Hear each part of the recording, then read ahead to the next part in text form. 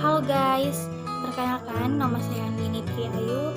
Saya mahasiswi program studi bimbingan dan konseling Universitas Negeri Makassar. Nah, pada video kali ini saya akan membawakan sebuah materi tentang pendekatan cognitive behavior modification.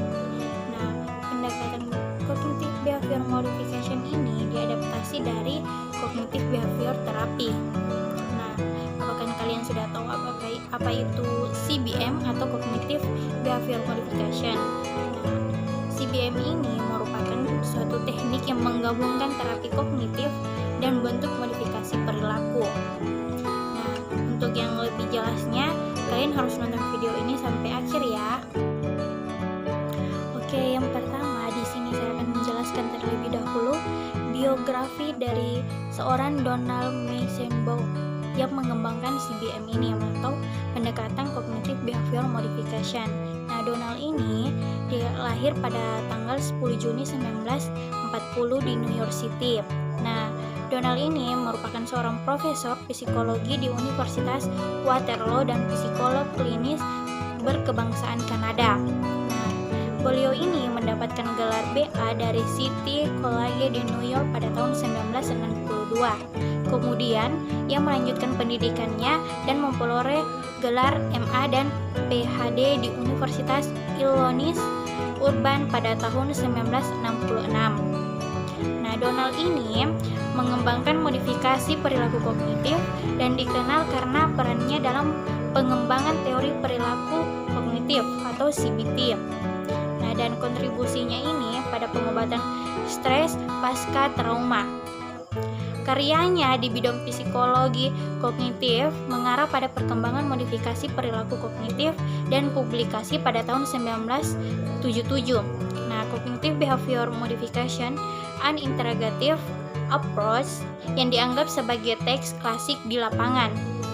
Nah, pendekatan CBM ini berkontribusi secara signifikan terhadap pengembangan CBT, yang mana saat ini menjadi salah satu modifikasi terapi yang paling banyak digunakan.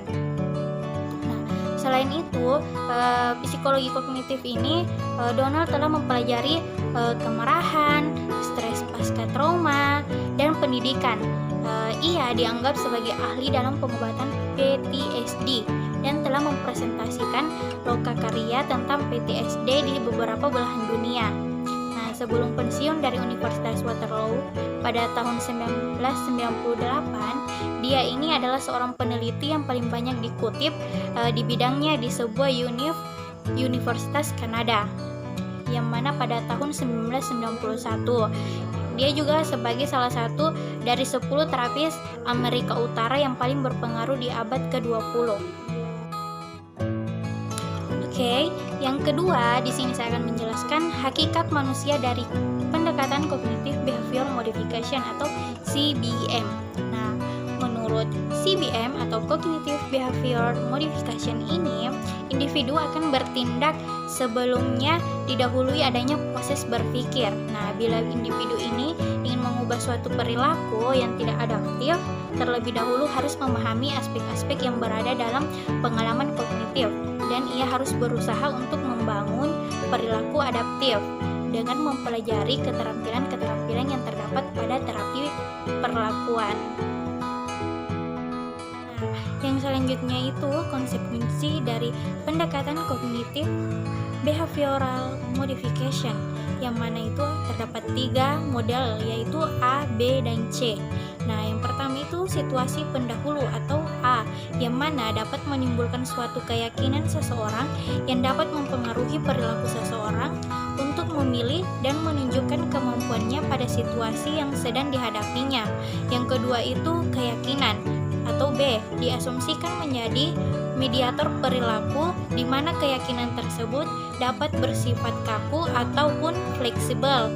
Nah, keyakinan yang bersifat kaku menyebabkan seseorang akan berpikir irasional dan cenderung memiliki kesimpulan yang irasional. Dan yang terakhir itu yang ketiga, konsekuensi dari perasaan dan perilaku atau C, yang mana berasal dari keyakinan yang telah diinterpretasikan maknanya serta dari keyakinan atas situasi sebelumnya. Yang selanjutnya itu tujuan dan prosedur dari pendekatan kognitif behavioral modification. Nah, tujuannya ini mengubah perilaku yang tampak maupun tersembunyi dengan mengaplikasikan metode kognitif dan metode berperilaku. Nah, hal ini berarti kognitif behavioral modification ini mampu mengubah berbagai perilaku pada individu dengan cara mengubah pola pikir dan perilakunya. Sedangkan prosedur di dalamnya itu modifikasi perilaku kognitif ada berbagai macam. Yang pertama itu termasuk terapi kognitif, terapi emotif rasional, latihan penurunan stres, latihan pengelolaan kecemasan, kontrol diri, dan latihan introspeksi diri. Nah, yang terakhir itu teknik dari pendekatan kognitif behavior modification. Nah, tekniknya itu berupa stress inoculation yang dimana terbagi menjadi 3. Yang pertama itu cognitive restructuring, yang kedua relaxation, yang ketiga time management. Nah, sebelum itu saya akan menjelaskan terlebih dahulu dari cognitive restructuring. Teknik restrukturisasi kognitif ini menyediakan pelatihan berpikir rasional dalam konsep-konsep dasar. Yang kedua itu mengidentifikasi pernyataan yang melemahkan diri dan pernyataan yang memotivasi diri. Kemudian menunjuk adanya pola untuk mengatasi pernyataan yang mengalahkan diri sendiri. Kemudian dapat mengubah dan mengganti pernyataan yang mengalahkan diri sendiri dengan pernyataan yang memotivasi diri. Yang selanjutnya itu memberikan model cara mengembangkan pernyataan yang memotivasi diri. Yang selanjutnya itu mengulang dan melatih secara terus-menerus dalam menerapkan pernyataan yang memotivasi diri. Yang selanjutnya memberikan feedback terhadap kelompok, dan yang terakhir itu melakukan penajaman keterampilan baru.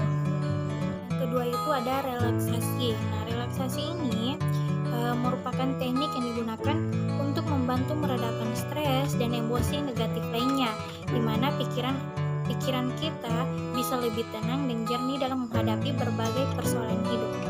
Itu yang ketiga yaitu time management. Nah, time management ini merupakan suatu perencanaan, mengorganisir, menggerakkan, dan pengawasan terhadap produktivitas waktu, yang mana waktu ini merupakan salah satu sumber daya yang harus dikelola dengan baik agar individu atau organisasi bisa mencapai tujuan secara efektif dan efisien.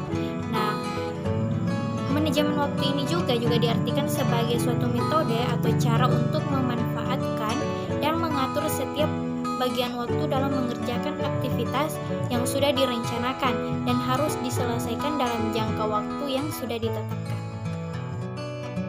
Oke, baiklah, itulah tadi video penjelasan tentang pendekatan kognitif behavior modification dari saya. Kurang dan lebihnya mohon dimaafkan. Wassalamualaikum warahmatullahi wabarakatuh.